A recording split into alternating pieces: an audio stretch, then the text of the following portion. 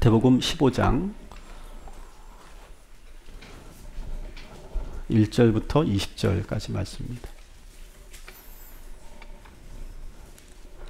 자, 제가 여러분들에게 이걸 하나 좀 보여드리겠습니다. 뭐가 보이십니까? 이 종이에 뭐가 보이십니까? 이쪽은 안 보이시죠? 뭐가 보이십니까? 네, 점이 보이시는 분 손으로 점. 네, 좋습니다. 또 다른 거, 흰 종이가 보이시는 분. 네, 둘 다 보이고. 어떤 분에게 제가 어떤 모임에서 제가 이 질문을 했더니 흰 눈이 왔어요. 온 세상이 온통 하얘요. 그렇게 얘기하더라고요. 정말 그분은 정말 대단한 상상력을 갖고 계신 분이죠. 대부분 우리가 이 종이를 보면서 점이 보여요.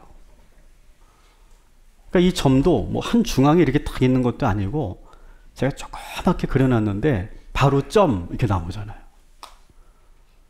이게 우리들이 갖고 있는 지금의 그러한 시각인데요. 오늘 이 바리새인들의 모습이 어떠한가를 우리가 보게 될 텐데, 이 바리새인들은 지금 계속 예수님을 따라다니고 있습니다. 그러면서 뭐 할까요? 말씀을 듣고 뭐 은혜 받으려고, 예수를 잘 믿으려고? 아니죠. 작은 트집이라도 잡기 위해서 예수님을 지금 따라다니면서 감시하고 있는 거예요. 근데 결국 트집을 잡았어요. 뭘 잡았느냐? 오늘 이 15장 1절 2절에 보면 제자들이 빵을 먹는데 손을 씻지 않고 먹은 거예요. 그것이 문제가 됐다는 거예요. 여러분, 마태복음 12장에 또 비슷한 이야기가 나옵니다. 그죠? 마태복음 12장에는 또 예수님의 제자들이 뭘 했어요? 안식일에 벼이삭을 비벼 먹었어요. 안식일은 일하지도 말라고 했는데 일을 했다는 거예요. 그래서 계명을 어겼다는 거예요. 근데 이번에는 손을 씻지 않았다라고 지적하고 있어요.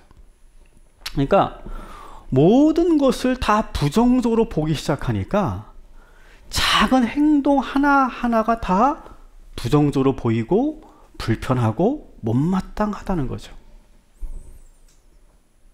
손을 씻지 않은 것을 지적하는 것, 이것은 어떤 비위생적이기 때문에 지적하는 것이 아니에요. 일부 예배 때 우리 준석이가 예배를 꼭 드리거든요. 준석이가 초등학교 4학년인데 제가 준석이한테 물어봐요. 준석아, 넌 밥 먹을 때 손을 씻니 안 씻니? 꼭 씻는데요. 근데 만일 안 씻으면 어떻게 되니? 그러니까 엄마가 손을 꽉 잡고 왜 그래 상당히 당황하더라고요. 이렇게 된대요. 근데 그런 어떤 비위생적인 문제를 얘기하는 게 아니에요. 여기는요. 지금 이 바리새인들은 무엇을 제시하면서 지금 지적을 하냐면, 따라합시다. 장로들의 전통. 자, 이 장로들의 전통이라는 것은 뭐냐? 하나님께서는 이 바리새인들의 논리예요. 바리새인들의 논리인데, 하나님께서는 두 종류의 율법을 주셨다. 첫 번째는 문자로 쓰여진 율법을 주셨다. 십계명의 돌판을 주시고, 또 문자로 쓰여진, 그래서 그것이 다 모세 오경이죠. 그죠? 문자로 쓰여진 율법을 주셨다. 두 번째는 말씀으로 구전된 율법을 주셨다. 말씀으로만 하셨어. 그래서 그걸 들었어, 인간이. 들은 것을 기억하고 구전해서 입에서 입으로 전달되어서 그것이 계속 지켜지고 있는 율법을 바로 구전율법, 혹은 그들의 이름으로 보면 할라카라고 하는 거예요. 할라카. 근데 이 할라카가 계속 구전으로만 전해지니까 이게 오류가 생길 수도 있고 잘못 전달될 수도 있잖아요. 그래서 그것을 다 정리했어. 글로. 책으로 편찬했어. 이게 이제 AD 2세기 중엽에 책으로 나오는데, 그것이 뭐냐면 미시나라고 하는 거예요. 아마 들어는 보셨을 거예요. 뭐 유대인들의 뭐 교육법, 뭐 유대인들의 어떤 그런 종교 같은 걸 들었을 때 아마 한 번은 들어보셨을 거예요. 미시나. 이 미시나는 유대인들에겐 지금도 오경 다음에 제2의 경전이라고 여길 만큼 아주 중요한 율법으로 두고 있죠. 근데 지금 이 제자들은, 예수님의 제자들은 지금 이 미시나에 나와 있는 법을 어겼다는 거예요. 이건 단지 위생적인 문제가 아니라 상당히 종교적인 의미가 있는데, 사람이 부지불식간에 더러운 것을 만질 수 있다는 거예요. 손으로 접촉할 수 있다는 거예요. 닿을 수 있다는 거예요. 뭐 길을 가다가 사람 많은 곳에서 툭 그 사람의 옷을 스치고 지나갔는데 그 사람이 죄인이에요. 그 사람이 율법을 지키지 않는 죄인이고 사회에서 항상 지적하는 그 죄인이야. 혹시 가다가 세리의 옷을 스치고 지나갔어. 그리고 더러운 그런 시체를 나도 모르게 접촉했거나 부정한 것을 만졌으면 이 손이 더러워지는 거죠. 근데 우리는 그걸 모른다는 거죠. 그러니까 반드시 이 부정한 손을 씻고 음식을 먹어야 된다. 그래야 하나님이 기뻐하신다. 이렇게 생각하는 거예요. 여러분, 이 율법에, 이 미시나에 있는 이 내용의 그 근저에 있는 하나님에 대한 생각은 어떤 걸까요? 하나님은요, 어떤 분이냐? 바리새인들이 믿는 하나님은 거룩하고 깨끗한 자를 좋아하신다. 깨끗한 자를 가까이 하신다. 이게 그들에게 깔려 있는 거예요. 자, 여러분, 이 말에 여러분 어떻게 생각하세요? 이 말에 여러분 동의하세요? 다행이야. 아멘 나올 줄 알았어요. 하나님은 거룩하고 흠이 없고 깨끗한 사람을 좋아하실까요?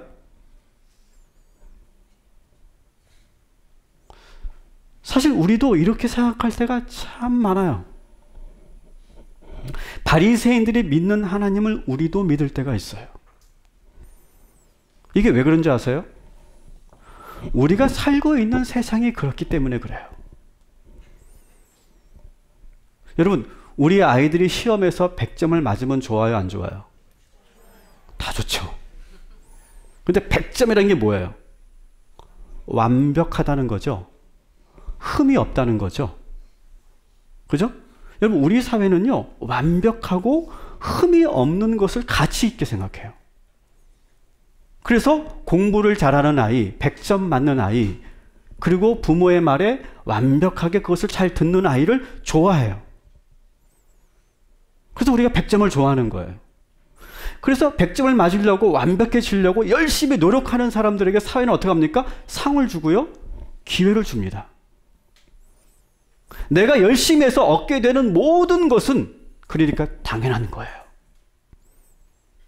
반대로 잘 하지 못하고 50점 맞고 열심히 노력하지 않는 사람들에게는 뭘 줘야 된다고 생각해요? 페널티를 줘야 된다고 생각해요. 그게 정의라고 생각해요. 일하지 않으면 먹지도 말고 입지도 말아야 된다고 생각해요. 열심히 일하지 않고 노력하지 않으면 기회를 주지 않아요. 너무나 당연한 이치라고 우리는 생각하며 살아요. 근데 다시 한번 여러분에게 묻겠습니다. 하나님은 그러신 분이냐고요? 우리가 살아가는 이 세상의 그런 이치대로 하나님도 그렇게 우리를 바라보고 계시냐는 거예요. 율법을 잘 지키고 열심히 노력하고 흠이 없이 완벽하게 율법을 지키는 사람을 하나님은 사랑하시고 구원하실까?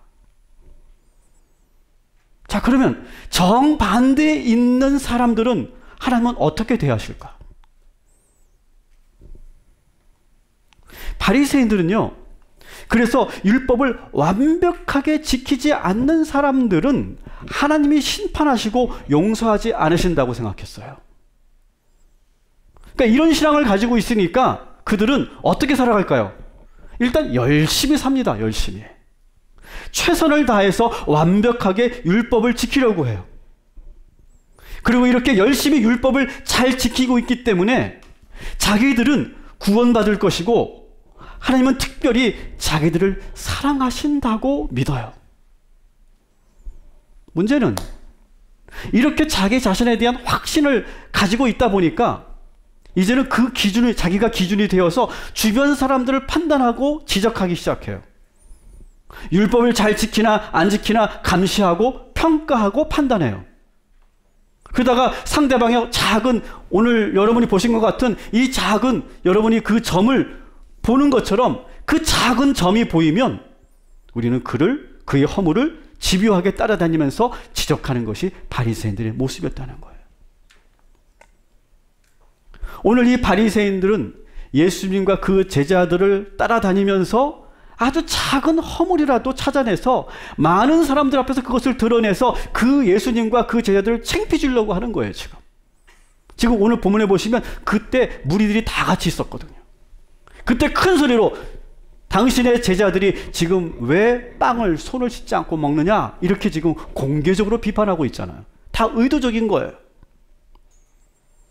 여러분, 바리새인들의 가장 심각한 문제가 뭔지 아세요? 자기들이 완벽하다고 확신하고 있는 거예요. 여기에 대해서 예수님은 아주 직접적으로 비판하십니다. 한번 3절 우리 같이 한번 읽겠습니다. 시작. 대답하여 이르시되 너희는 어찌하여 너희의 전통으로 하나님의 계명을 범하느냐. 아멘. 자, 오늘 그 본문에서 두 개의 개념이 나옵니다. 너희의 전통, 이게 뭐예요? 아까 말한 장로들의 전통, 이게 뭐예요? 미시나, 할라카, 이렇게 말할 수 있겠죠, 그죠? 구전율법이에요. 자, 하나님의 계명은 뭐예요? 문자로 쓰여진 율법이에요. 자, 여러분, 두 율법이 가운데 어떤 율법이 더 권위에 있고 위에 있습니까? 하나님의 계명, 그죠? 문자로 쓰여진 오경에 있는 그 율법이 상위에 있는 거예요, 그죠? 그리고 그 밑에 아마 한 참고 정도 할 수 있는 그런 율법이 장로들의 전통인 거예요.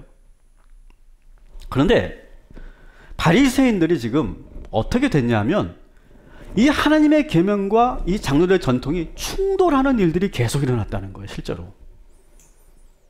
그래서 이 장로들의 전통이 하나님의 계명과 대립하고 충돌하고 오히려 하나님의 계명을 더 무너뜨리고 있다, 이렇게 책망하고 계세요. 그러면서 예를 드는데 그 예가 뭐냐면, 따라합시다. 고르반 제도. 자, 아마 들어보신 분들 계실 거고 처음 듣는 분도 계실 텐데, 이 고르반 제도에 대해서 예수님은 지적을 하시거든요. 자, 지금 좀 전에 보여드렸던 하나님의 계명에, 10계명에 내 부모를 어떻게 하라고 그래요? 공경하라, 이렇게 되어 있어요. 그리고 또 다른 성경에는 부모를 비방하는 자는 반드시 죽을 것이다, 이런 계명도 분명히 명시되어 있거든요. 이것들이 하나님께서 돌판에 써주신 율법이에요. 근데 바리새인들이 만든 전통에는 좀 전에 제가 말씀드렸던 고르반이라고 하는 제도가 있어요. 우리 한번 같이 5절 6절 같이 읽겠습니다. 시작. 너희는 이르되 누구든지 아버지에게나 어머니에게 말하기를 내가 드려 유익하게 할 것이 하나님께 드림이 되었다고 하기만 하면 그 부모를 공경할 것이 없다. 아멘. 자, 여기서 하나님께 드림이 되었다라고 하는 요 표현이 그게 뭐냐 하면 고르반이라고 하는 제도를 풀어 쓴 거예요. 자, 이 본문과 똑같은 증언을 하고 있는 마가복음 7장 11절에 그 개념이 그대로 나오고 있습니다. 우리 마가복음 7장 11절 있습니다. 너희는 이르되 사람이 아버지에게나 어머니에게나 말하기를 내가 드려 유익하게 할 것이 고르반 곧 하나님께 드림이 되었다고 하기만 하면 그만이라고 하고. 아멘. 자, 고르반이라고 하는 제도는 뭐냐? 내가 가지고 있는 소유 중에 뭐 전부일 수도 있고 일부일 수도 있는데 그거를 하나님께 온전히 드리는 그런 헌신된 마음에서 나온 제도예요. 그래서 고르반이라고 선언을 하면 즉 그것은 하나님께 드립니다 라고 하는 뜻이거든요. 그렇게 하나님께 재물을 드리거나 어떤 물질을 드리면서 혹은 부동산을 드리면서 이렇게 하나님께 고르반입니다 라고 이렇게 하면 종교 지도자들이 그 앞에서 선언을 하면 그 종교 지도자들이 증서를 써주는 거예요. 그러면 그때부터는 이 고르반된 이 물질이나 어떤 그런 재물들은 절대로 사적으로 개인적으로 쓸 수가 없어요. 가령 자기가 문서를 가지고 있는데 이것을 고르반으로 드린 문서라고 하면 이것은 절대 자기가 사적으로 매매할 수가 없는 거예요. 그러니까 참 좋은 의도죠. 그러니까 하나님께 온전히 드리겠다라고 하는 그런 의도에서 만들어진 것이 바로 이 고르반 제도고 이것이 미시나에 있는 거예요. 그런데 시간이 지나면서 사람들이 이 제도를 악용하기 시작해요. 어떻게 악용을 하냐면 어떤 사람이 빚을 졌는데 빚을 갚아야 되잖아요. 근데 빚을 갚기 싫어. 그래서 어떻게 하냐면 고르반을 선언한 거예요. 고르반을. 그러면 제사장이 증서를 하나 써줘요. 그러면서 채권자에게 그 증서를 보여주면서 나는 지금 돈 갚을 능력이 없어. 지금 내가 갖고 있는 재산은 고르반 됐어. 그러면 채권자는 돈 한 푼도 받지 못하게 되는 거예요. 참 여러분 우리나라도 비슷하지 않습니까? 처음에는 좋은 취지에서 만들어진 법들이 시간이 지나면서 그것을 악용하는 일들이 참 많이 우리 사회에 많이 일어나고 있죠. 이제는 실제로 예수님이 들은 예를 한번 들어볼게요. 이 고르반제를 어떻게 악용하는지. 그 당시에는 십계명을 잘 지켜야 돼요. 그래서 부모님을 정말 공경해야 돼요. 그리고 부모님을 항상 책임져야 돼요. 자녀들이. 이것이 율법이에요. 이것이 십계명이에요. 여러분 혹시 부모님과 관계가 좋지 않으신 분들 이 하나님의 계명을 오늘 이 시간 가슴 깊이 새기시기 바랍니다. 아멘을 이렇게 안 할 줄 몰랐어요. 여러분의 부모를 공경하시기 바랍니다. 이거는 주님의 계명이에요. 미시나가 아니에요. 계명이에요. 계명. 그런데 이런 사람들이 있었다는 거예요. 부모님을 책임져야 되고 그 노년에 계신 그 부모님을 젊은 자녀들이 책임져야 되는데 그렇게 하기 싫은 거예요. 참 못됐죠? 근데 어떻게 편법을 쓰냐 하면 고르반을 하는 거야. 고르반을. 고르반을 딱 선언하고 나서 부모님에게 뭐라고 하냐면 아버지 어머니 제 재산은 다 고르반 돼서 부모님께 드릴 게 없습니다. 그렇게 말해도 되는 거예요. 그렇게 말해도 십계명을 어기지 않게 되는 거예요. 왜? 나는 하나님께 드렸기 때문에 나는 부모님에게 드릴 것이 없다 이렇게 선언하는 거죠. 자 그렇게 하면 고르반을 딱 해놓으면 증서를 써놓죠. 증서를 써주고 그러면 제사장이나 바리새인들은 그 증서를 써주고 사인을 하면서 대가를 받아요. 돈을 받아요. 그리고 나중에 시간이 적절하게 지났을 때 고르반 되어 있는 그 재산을 살짝 명의 변경을 해주는 거예요. 이런 일들이 실제 있었다는 거예요.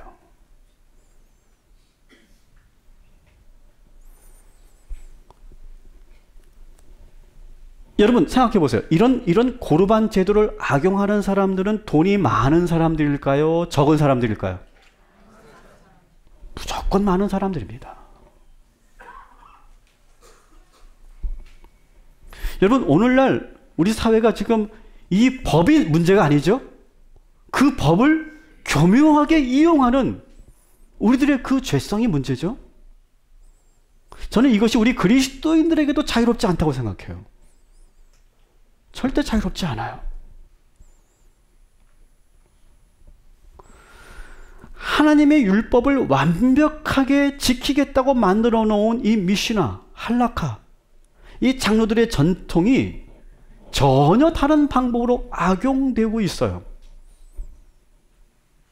바리새인들은 그것을 가지고 그 증서를 써주면서 거기에 증인이 되어주면서 돈을 받고요. 침묵합니다. 왜? 돈 많은 사람들이니까. 그러면서 보통의 평범한 사람들은 작은 허물만 있어도 지적하는 거예요. 죄라고, 잘못됐다고, 할라카를 어겼다고.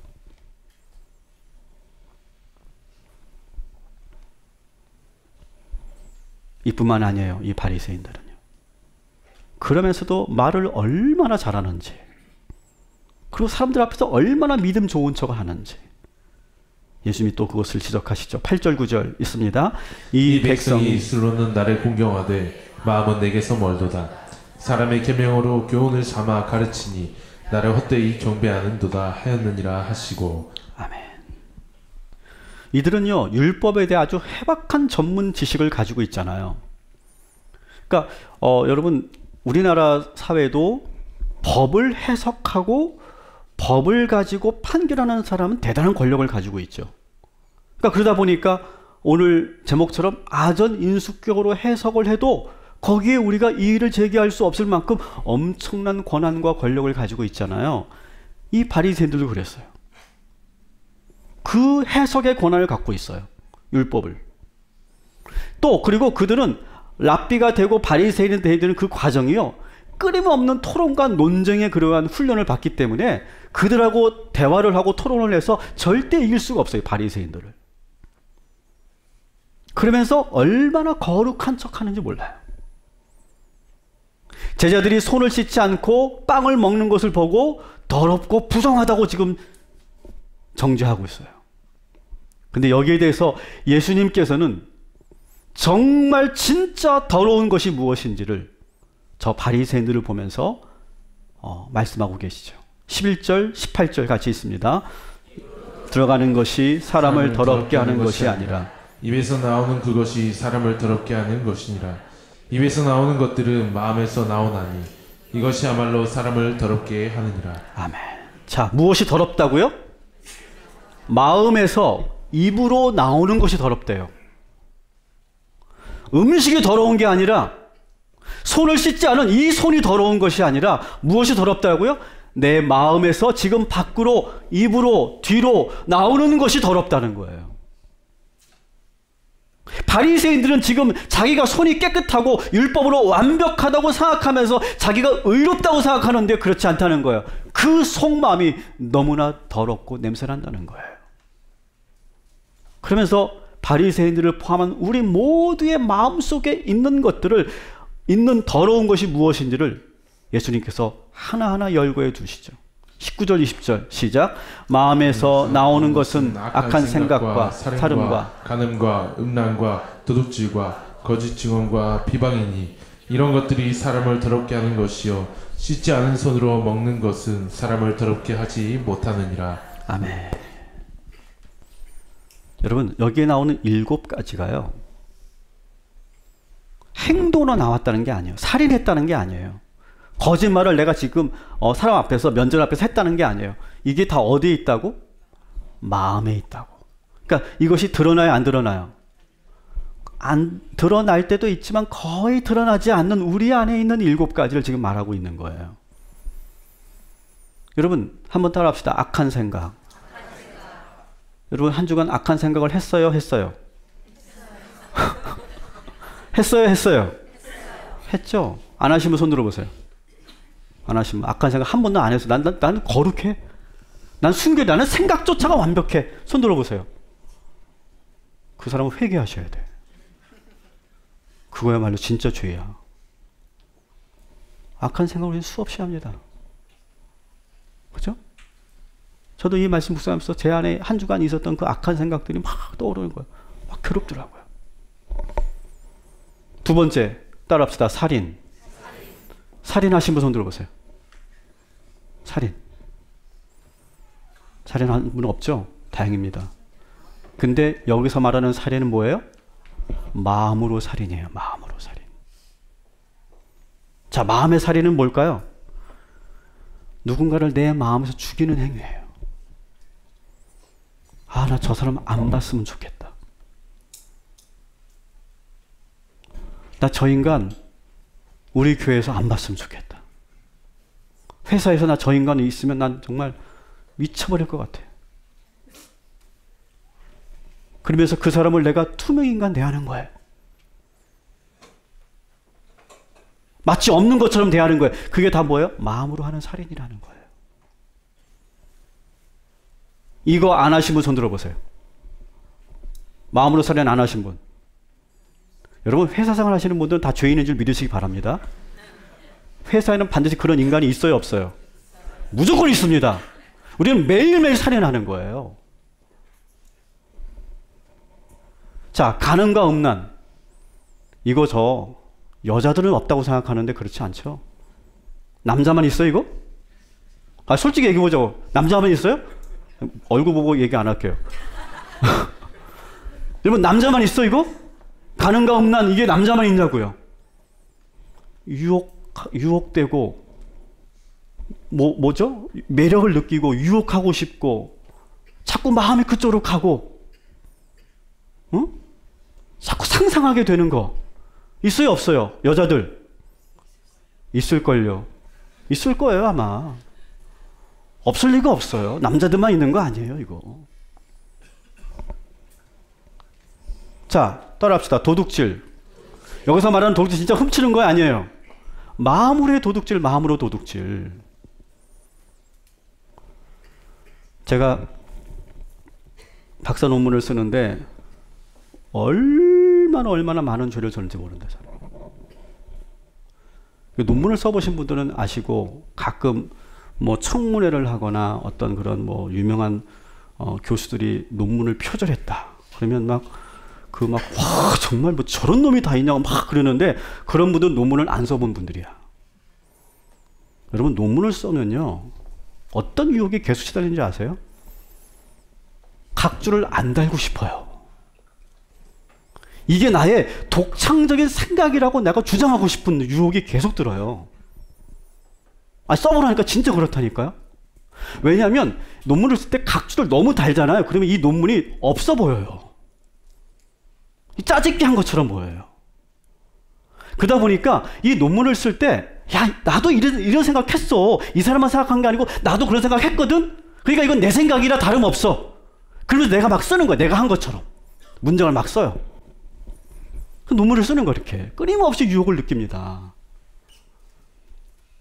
근데 요즘은요 얼마나 무서워진지 아세요? 논문을 쓴다고 통과되는 게 아니라 요즘에 그런 프로그램이 있어요. 그 논문을 딱 프로그램에 넣잖아요. 그러면 전 세계 논문들과 대조해가지고 이것이 표절인지 아닌가 다 나와요. 빨간 글씨로 나와요.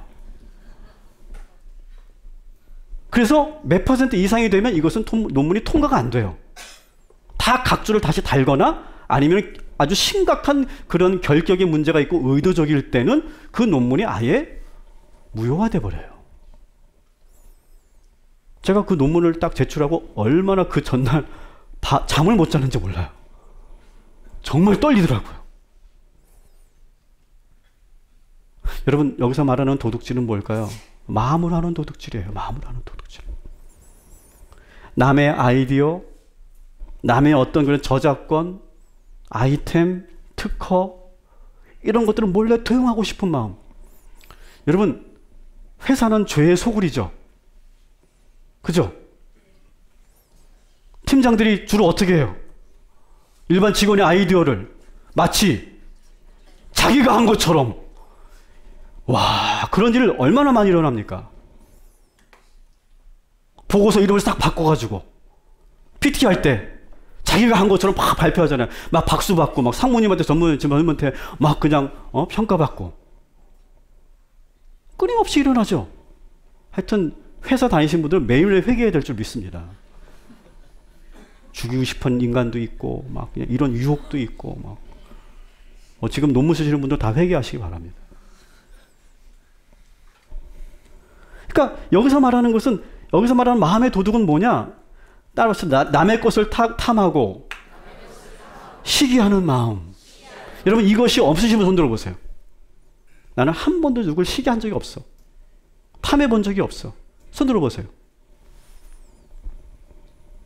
따라합시다. 거짓말. 여러분, 거짓말. 여러분, 여기 여자분들 화장한 것 자체가 거짓말인지 믿으시기 바랍니다. 깜짝 놀래요. 깜짝 놀래요. 여러분, 여기서 하는 마음의 거짓말은 뭘까요? 사람들 앞에서 나의 진짜 모습을 숨기는 모든 것들이 다 거짓말이죠. 그러면 여자만 그러면 거짓말해? 남자들도 얼마나 많이 거짓말합니까?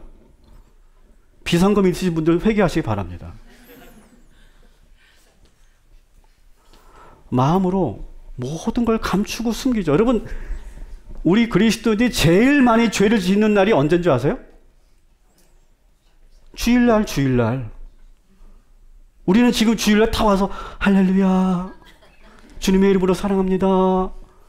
진짜 사랑도 안 하면서 막 하나님을 찬양하는데, 정말 내가 막 하나님을 막 찬양하는데 정말 내 안에서 정말 진심으로 나오는 게 아니라 누군가를 의식하면서 내가 찬양하고 기도하고 예배하잖아요. 다 위선 덩어리들 여기. 응? 나를 포함해서. 그래서 어떤 분은 그러더라고요. 예배를 드리는 순간 우리는 죄를 짓는다. 목사는 설교하는 순간 죄를 짓는다. 자기도 그렇게 살지 않으면서 거짓말 하잖아요. 우리 인간의 모든 행위가 다 거짓말이잖아요.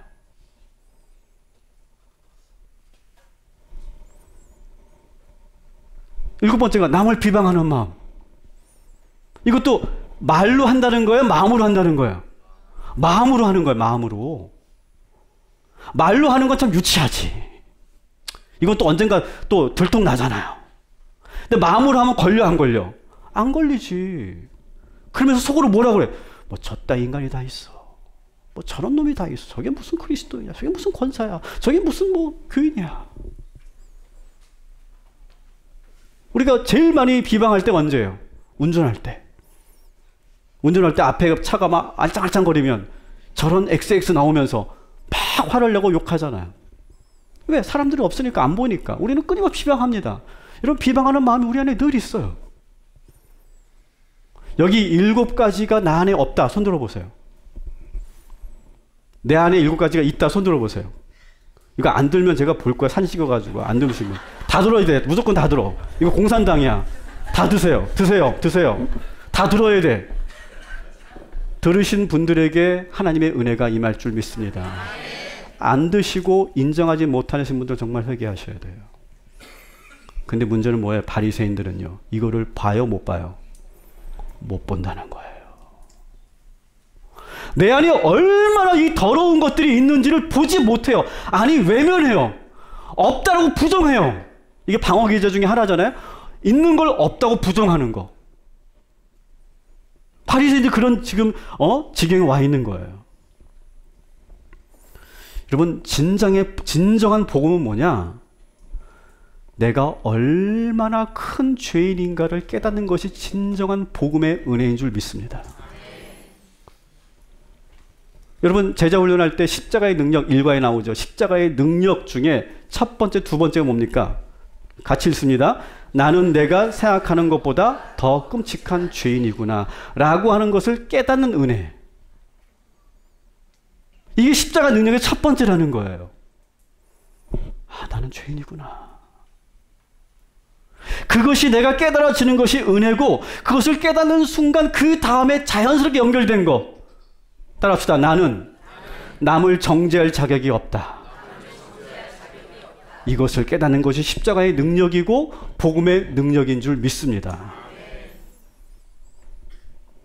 여러분 이것이 우리 그리스도인들에게는 기본적으로 바탕이 돼 있어야 돼요.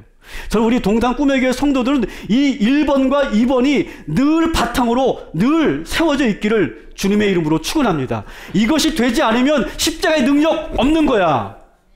복음의 능력 나에게 없는 거야. 교회만 다니는 거야. 교회만. 그래서 나의 안에 있는 그 더러운 7가지를 보지 못하는 거예요. 그러면서 내가 깨끗한 척하고 그러면서 내가 거룩한 척하고 믿음생활 잘하는 것처럼 하고. 여러분 우리가 죄인이어도 괜찮아요. 오해하지 마세요. 잘 가만히 들으세요. 내가 죄인이어도 괜찮아요. 하지만 이 2가지는 반드시 되어야 할 줄 믿습니다. 예수님 계속해서 이 바리새인들을 아주 무서운 말로 책망하시는데요. 13절 같이 읽습니다. 시작. 예수께서 대답하여 이르시되 심은 것마다 내 하늘 아버지께서 심으시지 않은 것은 뽑힐 것이니. 아멘. 자, 구약 성경에서는요. 하나님의 백성들을 어떻게 표현하냐면 따라합시다. 하나님이 심은 나무. 자, 누가 심었다고요? 하나님이 심었대요. 하나님이. 이런 표현이 자주 나와요. 이사야 61장 3절에 그런 표현이 나오거든요. 근데 바리새인들은 어떤 사람이래요? 하나님이 심지 않은 나무래요. 자, 이 말은 뭐예요? 자기가 컸다는 거예요. 자기가 심고 자기가 자랐다는 거예요. 하나님이 심고 하나님이 가꾸고 하나님께 자라게 한 게 아니라 자기가 잘나서 자기가 자랐다는 거예요.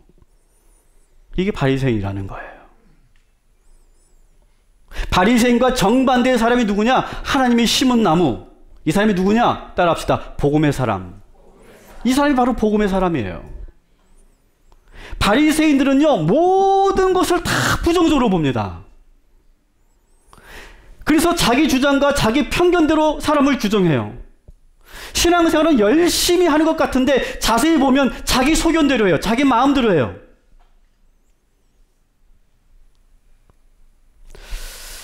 이번에 저희가 직분자를 세우는데요. 제가 고민을 참 많이 했고 기도를 많이 했어요. 그런데 제가 주보에 그 내규를 여러분들이 다 드렸죠. 그죠? 근데 하나님께서 저희가 그런 감동을 주시고 마음을 주셨는데요. 여기에 전적으로 해당될 때 그때 직분자를 세워야 되겠다. 뭐 좀 격려 차원에서 뭔가 좀 이렇게 미리 이렇게 우리가 세우는 것보다 이것도 우리가 세운 기준이니까 그 기준에 맞게 내가 그대로 해야 되겠다. 그런 감동이 들었습니다. 그래서 올해는 직분자가 상당히 많지 않습니다. 새롭게 선정되는 직분자가 상당히 많지 않은데 여러분 그것을 여러분들을 지금 어떤 율법으로 여러분의 기준을 막 가지고 정죄하거나 판단하려고 하는 건 절대 아니라는 걸 여러분 이해해 주시고요. 그렇지만 우리가 직분자로서 서기 위해서 우리 교회가 지켜야 될 거룩한 그런 영적인 그런 의무와 책임들을 우리가 잘 지키는 것도 우리가 잘 해야 될 그런 일이라고 생각을 하기 때문에 그렇습니다. 이것은 여러분들 정죄하기 위한 것이 아니라는 걸 여러분 기억해 주시면 좋겠고요.